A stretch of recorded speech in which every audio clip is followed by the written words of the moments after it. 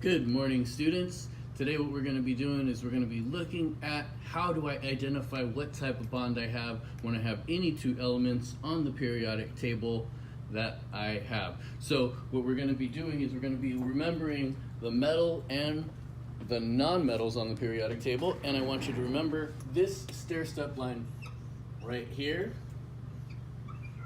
You should each have this because we did this a couple of weeks ago. And so what we have is the non-metals along with hydrogen. That's the only thing on this left side of the periodic table that is a non-metal. And on this side we have metals. Okay, so basically what we're going to do is we're going to look if we have a metal plus a metal. So any two items from this side, we're going to call that a metallic bond. And that's because they don't have complete octets in their outer valence shells, so they keep sharing the electron and they're trying to pass it. It's like hot potato. Okay, so that is when we have a metal and metal bond. So if we were to find iron and cobalt, we would write out iron, cobalt, and then we would say metallic bond. This will be on your homework and in your activity today.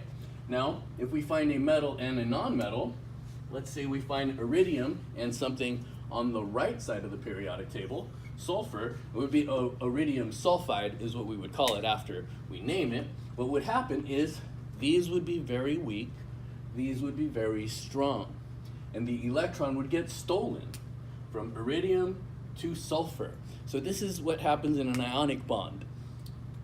One is strong, a lot stronger than the other, and so they steal electrons, making this one positive because it lost an electron, and this one negative, and then they stick together in a bond. This is called an ionic bond. So we write iridium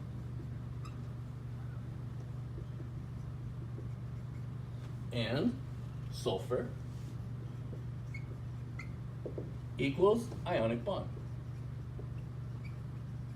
And this would be iridium sulfide, but that's another day. If you get to the end of this activity, on the back page, you might be able to see some information and go into naming these.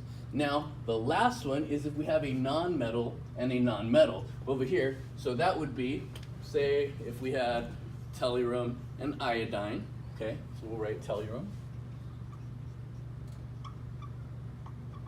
and iodine. And this then would be a covalent. And because, if you remember, electronegativity and ionization energy, this side is the weaker side of the periodic table, and this side is the stronger side. But if we have two nonmetals, they're very close together, so it's almost like they're even, and they share the electron, because one isn't strong enough to take it from the other. So when you do this, remember, what we're looking for is we're looking for metals and nonmetals. So if we have two metals, we're looking at metal, metal, metallic.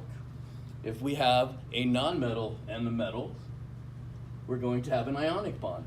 And if we're going to have two nonmetals, then we're going to have a covalent bond. Everybody, this is what you'll be doing. Good luck, do your best, get it done.